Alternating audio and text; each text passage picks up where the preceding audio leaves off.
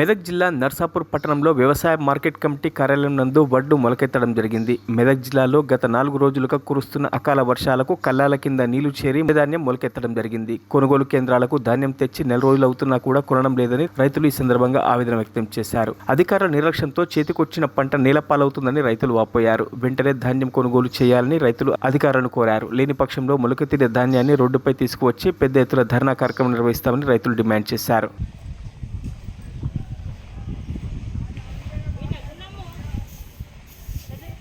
అదే ఆడదుంటే కదా గుండితే ఓ అవి తీయాలి.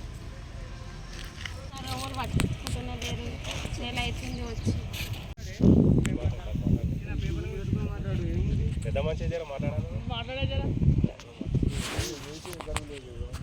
అది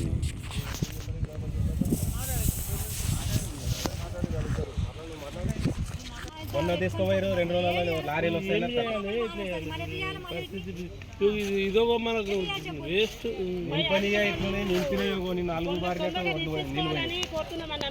మరిన్ని అప్డేట్స్ కోసం మా ఛానల్ని సబ్స్క్రైబ్ చేయండి.